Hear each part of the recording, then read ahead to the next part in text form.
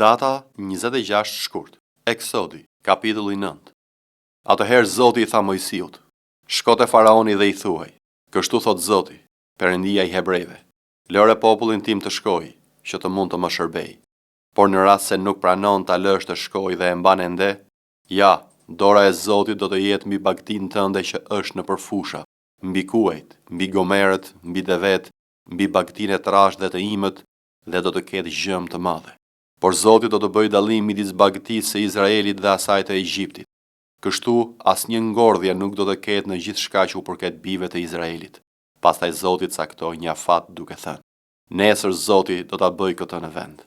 Dhe Zoti e bëri atë të nesërmen dhe tërë bagtia e Egjiptit ngordhi, por nga bagtia e bijve të Izraelit nuk ngordhi as edhe një kokë. Faraoni dërgoi njerëz për të parë dhe ja, asnjë kokë bagtia e Izraelitëve s'kishte ngordhur. Por zemra e faraonit u ngurtësua dhe ai nuk e la popullin të shkojë. Pastaj Zoti u tha Mojsiut dhe Aronit: Merrni ca grushte hi furre, dhe Mojsiu ta shpërndai atë drejt qiellit në sytë e faraonit. Ai do të bëhet një pluhur i imët në të gjithë vendin e Egjiptit dhe do të shkaktojë ulqera që do të përftojnë puçra me qelp të njerëzit dhe të kafshët në gjithë vendin e Egjiptit. Atëherë ata morën hi furre dhe u paraqiten para faraonit. Dhe Mojsiu e shpërndau drejt qiellit dhe ai shkaktoi ulqera që përftuan puçrat e njerëzit dhe të kafshët. Dhe magjistarët nuk mundën të qëndronin para Mojsiut për shkak të ulqerave, sepse magjistarët dhe tërë egjiptasit ishin prekur nga ulqerat. Por Zoti e ngurtësoi zemrën e faraonit dhe ky nuk i dëgjoi ata ashtu siç i kishte thënë Zoti Mojsiut. Pas kësaj Zoti i tha Mojsiut: Çohu herët në mëngjes, paraqitu para faraonit dhe thuaj: Kështu thot Zoti, Perëndia i hebrejve: Lëre popullin tim të shkojë që të ketë mundësi të më shërbej, sepse këtë herë do t'i dërgoj tërë plagët e mia pikërisht mbi ty, mbi shërbëtorët e tu dhe mbi popullin tënd, që të mësosh se nuk ka asnjë të ngjashëm me mua në gjithë dheun. Në fakt, në qoftë se unë tani do ta kisha shtrirë dorën dhe do të kisha goditur me murtaj ty dhe popullin tënd, ti do të ishe fshirë nga faqja e dheut. Por pikërisht për këtë arsye të kam falur, për të treguar fuqinë time dhe që emri im të shpallet në gjithë dheun. Dhe ti andej kundër vjesh popullit tim dhe nuk e lë të shkojë? Ja nesër në këtë orë, unë do të bëj që të bjerë një breshër aq i fortë që Egjipti nuk e ka parë prej ditës së krijimit të tij deri tani. Dhe tani dërgo njëri që të sigurosh bagtinë tënde dhe tërë ato që ke në përfusha, sepse tërë njerëzit e kafshët që ndodhen në përfusha dhe nuk janë çuar në shtëpi, do të goditen nga breshëri dhe do të vdesin. Ndër shërbëtorët e faraonit, ata që patën frikë nga fjalët e Zotit, i strehuan në shtëpitë e tyre shërbëtorët dhe bagtinë e tyre. Por ata që nuk i morën parasysh fjalët e Zotit, i lanë shërbëtorët dhe bagtinë e tyre në fusha. Atëherë Zoti tha Mojsiut: Shtrije dorën drejt qiellit që të bjerë breshër në tërë vendin e Egjiptit, mbi njerëzit, mbi kafshët dhe mbi çdo lloj bimësie të fushave në vendin e Egjiptit. Dhe Mojsiu e shtriu bastonin e tij drejt qiellit. Dhe Zoti dërgoi bubullima dhe breshër. Dhe zjarri ra duke goditur me rrufe në tokë, dhe Zoti bëri që të bjerë breshër mbi vendin e Egjiptit. Kështu ra breshër dhe pati një zjarr të përzier me breshrin, dhe ky ishte aq i fortë sa nuk ishte parë ndonjëherë në të gjithë vendin e Egjiptit që ditën që ishte bërë komb. Dhe breshri goditi në të gjithë vendin e Egjiptit gjithçka që ishte në fushat, si njerëzit, ashtu edhe kafshët.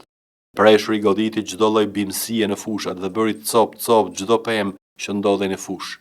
Vetëm në vendin e Goshenit, ku ishin bijtë e Izraelit, nuk ra breshër. Atëherë faraoni dërgoi e thirri Mojsiun dhe Aronin dhe u tha atyre: Këtë herë unë më katova. Zoti është i drejtë, ndërsa unë dhe populli im jemi të këqij. Lutjeni Zotin që të mbarojnë bubullimat e Perëndisë dhe breshëri. Unë do t'ju lë të shkoni dhe nuk do të jeni të detyruar të rrini më këtu. Mojsiu i tha: Pasi të dal nga qyteti, do t'i shtri duart nga Zoti. Bubullimat do të pushojnë dhe nuk do të ketë më breshër që ti të mësosh se toka i përket Zotit. Por unë e di që ti dhe shërbëtorët e tu nuk do të keni frikë akoma nga Zoti Perëndi. Tani liri dhe elbi u prekën, sepse elbi ishte në kalli dhe liri kishte lulëzuar. Por gruri dhe gruri i fortë nuk u prekën, sepse janë të vonshëm. Kështu Mojsiu, pasi la faraonin, doli nga qyteti dhe i shtriu duart drejt Zotit. Atëherë bubullimat dhe breshri pushuan dhe nuk ra më shi mbi tokë. Kur faraoni pa që shiu, breshri dhe bubullimat pushuan, vazhdoi të mëkatojë dhe ngurtësoi zemrën e tij, ai dhe shërbëtorët e tij. Kështu zemra e faraonit u ngurtësua dhe ai nuk i la bijtë e Izraelit të shkojnë, ashtu si i kishte thënë Zoti nëpërmjet Mojsiut. Luka, kapitulli 12. Ndërka që mblodhen mira njerëz sa që shkelnin njëri tjetrin, Jezusi filloi të thotë dishepujve të vet: para se gjithash ruhuni nga majaja e farisejve, që është hipokrizia, sepse nuk ka asgjë të mbuluar që nuk do të zbulohet, as të fshetë që nuk do të njihet. Prandaj sa keni thënë në terr, do të dëgjohen në dritë, dhe ato që përshpëritet në vesh ndër dhomat e brendshme do të shpallen nga çatit e shtëpive. Por ju them juve, o miq të mi, të mos keni frikë nga ata që vrasin trupin, por pas kësaj nuk mund të bëjnë asgjë tjetër. Por unë do t'ju tregoj prej kujt duhet të keni frikë. Druhuni nga ai që pasi ka vrarë, ka pushtetet të hedhë në ferr. Po ju them nga ai të keni frikë. A nuk shiten vallë 5 harabela për 2 pare? E megjithatë as edhe një prej tyre nuk është i harruar përpara Perëndisë. Por edhe fijet e flokëve të kokës suaj janë të gjitha të numëruara. Prandaj mos kini frikë, ju vleni më tepër se shumë harabela. Por po ju them, kushdo që më rrëfen mua përpara njerëzve, dhe biri i njeriu do ta rrëfejë atë përpara ëngjëve të Perëndisë. Por ai që më mohon përpara njerëzve do të mohohet përpara ëngjëve të Perëndisë. Dhe kushdo që do të thotë fjalë kundër birit të njeriu do t'i falet atij, por atij që blasfemon kundër frymës së shenjtë nuk do t'i falet. Dhe kur do t'ju çojnë përpara sinagogave, parizë dhe autoriteteve, mos u shqetësoni se si ose se çfarë do të thoni për të mbrojtur, ose për çfarë do t'ju duhet të thoni, sepse fryma e shenjtë në atë orë do t'ju mësoj se ç'duhet të thoni. Atëherë dikush nga turma i tha: Mësues, i thuaj vëllait tim të ndaj me mua trashëgimin. Por ai i tha: Njeri, kush më vuri mua gjykatës ose ndarës përmbi ju? Pastaj u tha atyre: Kini kujdes dhe ruhuni nga lakmia, sepse jeta e njeriut nuk qëndron në mbushullin e gjërave që zotëron. Dhe ai u tha atyre një shëmbëltyr: Tokat një pasaniku dhan të korra të bollshme, dhe ai arsyetonte me vete duke thënë: Ç'të bëj, sepse nuk kam vend ku t'i shtije frytet e mia. Dhe tha: Këtë do të bëj, do të prish hambarët e mi dhe do të ndërtoj më të mëdhenj. Dhe atje do të mbledh të gjitha prodhimet e mia dhe të mirat e mia. Dhe do t'i them shpirtit tim: Shpirt, ti ke të mira të shumta, të vëna për shumë vjet. Pusho, ha, pi dhe gëzohu. Por Perëndia i tha: O i pamend, këtë natë shpirti yt do të kërkohet, dhe ato që përgatite, të kujt do të jenë? Kështu i ndodh atij që grumbullon thesar për vete dhe nuk është i pasur ndaj Perëndisë. Pastaj u tha dishepujve të vet: Prandaj po ju them, mos u shqetësoni për jetën tuaj, se çfarë do të hani, as për trupin tuaj, se çfarë do të vishni. Jeta është më shumë se ushqimi dhe trupi më shumë se veshja. Vini re korbat, sepse ata nuk mbjellin e nuk korrin, nuk kanë as qilare as hambar, dhe Perëndia ju ushqen sa më tepër vlen ju nga zogjt. Dhe cili nga ju me shqetësimin e tij mund ta zgjat shtatin e vet qoftë edhe një kubit? Atëherë, kur nuk jeni në gjendje të bëni as atë që është më e pakta, përse shqetësoheni për të tjerat? Vini re si rriten zambakët. Ata nuk mundohen dhe as tjerrin. Megjithatë unë po ju them se as Salomoni në gjithë lavdinë e vet nuk që i veshur si një nga ata. Atëherë nëse Perëndia e vesh në këtë mënyrë barin që sot është në fush dhe nesër hidhet në furr, sa më tepër do t'ju vesh juve, o njerëz besim pak. Dhe ju mos kërkoni çfarë do të hani ose çfarë të pini, dhe mos jini në merak, sepse kombët e botës i kërkojnë të gjitha këto, por Ati juaj e di që u keni nevojë për to. Përkundrazi kërkoni më parë mbretërinë e Perëndisë dhe të gjitha këto do t'ju shtohen. Mos ki frikë o tufe vogël, sepse Ati tuaj i pëlqeu t'ju jap mbretërinë. Shitni ç'të keni tuajën dhe jepni lëmosh. Bëni për vete kuleta që nuk vjetërohen, një thesar të pashtershëm në qej, ku vjetësi nuk afrohet dhe tenja nuk bren, sepse atje ku është thesari juaj, atje do të jetë edhe zemra juaj. Le të jenë ijet tuaja të ngjeshur dhe llambat ndezur. Ngjajuni atyre që presin zotërinë e tyre kur të kthehet nga dasma, që kur të vihet të trokas, me një herë t'ja hapni. Lum ata shërbëtorë që zotëria kur të kthehet do t'i gjej zgjuar. Në të vërtetë po ju them se ai vetë do të ngjeshet dhe do t'i ulë ata në tryez dhe do të vi pranë dhe do t'u shërbej. Dhe nëse do të vi në të dytën a në të tretën orë të natës dhe t'i gjej kështu, lum ata shërbëtorë. Por ta dini këtë, se po ta dinte i Zoti i shtëpisë në cilën orë vjen vjedhsi, do të rrinte zgjuar dhe nuk do të linte t'i shpërthenin shtëpinë. Dhe ju pra, jini gati, sepse biri i njeriut vjen në atë orë që nuk e mendoni. Dhe Pietri i tha: Zot, këtë shëmbëltyr po e thua vetëm për ne apo për të gjithë?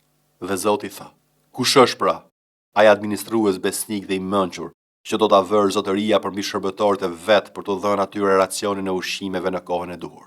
Luma i shërbëtor të cilin Zoti i tij kur kthehet e gjen se vepron kështu. Në të vërtetë po ju them se ai do ta vërë mbi gjithë pasurinë e vet. Por nëse ai shërbëtor mendon në zemër të vet, im Zot vonon të kthehet dhe fillon t'i rrah shërbëtorët dhe shërbëtoret të haj, të pije, të dehet, i Zoti i atij shërbëtori do të vijë ditën kur nuk e pret dhe në orën që ai nuk e di, edhe do ta ndajë në dysh dhe do t'i vërë pjesën e tij me të pabesët. Por ai shërbëtor që e dinte vullnetin e Zotit të tij dhe nuk u bë gati e nuk bëri sipas vullnetit të tij, do të rrihet shumë. Por ai që nuk e dinte, po bëri gjëra që meritojnë të rrahura, do të rrihet pak. Kujt ju dha shumë do t'i kërkohet shumë, dhe kujt ju besua shumë do t'i kërkohet më shumë. Erdha të hedh zjarr mbi tokë, dhe sa dëshiroj që ai të ishte tashmë i ndezur. Por kam për të pagzuar me një pagzim edhe sa shtrëngohem derisa të kryhet. A kujtoni se erdha të sjell paqen mbi tokë? Jo, po ju them, por për çarjen, sepse tash e tutje 5 veta në një shtëpi do të jenë të ndarë, 3 kundër 2-ve dhe 2 kundër 3-ve. Babai do të ndahet kundër të biri dhe i biri kundër babait, nëna kundër së bijes dhe e bija kundër nënës, vjerra kundër nusës së saj dhe nusja kundër vjerrës së saj. Por u tha edhe turmave: kur ju shihni një re që ngrihet nga perëndimi, menjëherë thoni, po vjen shiu, dhe ashtu ndodh. Dhe kur fryn juga, ju thoni, do të bëj vap, dhe ashtu ndodh. Hipokrit, ju dini të dalloni fytyrën e qiellit dhe të tokës, por këtë kohë si se dalloni dot. Dhe pse nuk gjykoni për vetes suaj që është e drejtë? Kur ti shkon bashkë me kundërshtarin tënd të gjykatësit, përpiqu gjatë rrugës që të merresh vesh me të, që ai mos të nxjerrë përpara gjykatësit dhe gjykatësit të të dorëzojë të roja dhe roja të hedhë në burg. Unë po të them se ti nuk do të dalësh prej andej derisa të mos kesh paguar edhe qindarkën e fundit.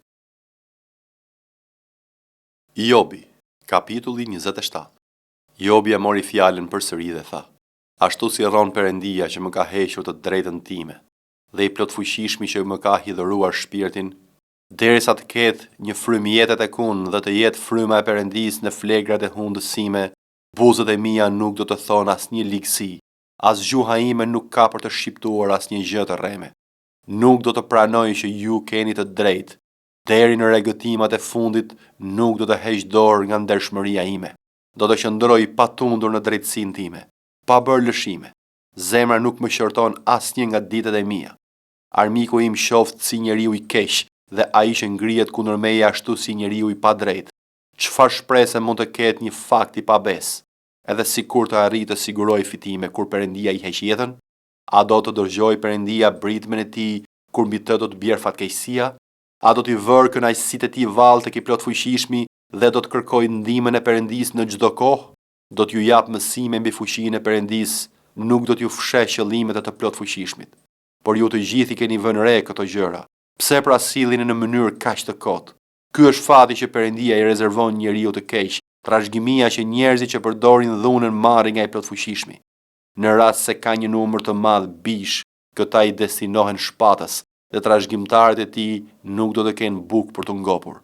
Ata që do të mbjetojnë pas tij do të varrosen nga vdekja dhe të vejat e tyre nuk do të qajnë. Në rast se grumbullon argjend si pluhur dhe mbledh rrobe si balt, ai grumbullon, por do t'i veshi drejti dhe argjendin do ta ndajë pa fajshmi. Ai ndërton shtëpinë e tij si një mol, si një kasolle që e ka bërë një rojtar. I pasur i bie në shtrat, por nuk do të bashkohet me njerëzit e tij. Hap syt dhe nuk është më. Tmerri e kap në befasi si ujërat, në mes të natës një furtunë rrëmben tinzisht. Era e lindjes e merr me vete dhe ai ikën, e fshin nga vendi i tij si një vorbull. Ajo sulet kundër tij pa mëshirë, ndërsa ai në mënyrë të dëshpëruar kërkon të shpëtojë nga ajo dorë. Njerëzia do të rket në mënyrë tallëse për të dhe fërshëllen kundër tij nga vendi ku ndodhet.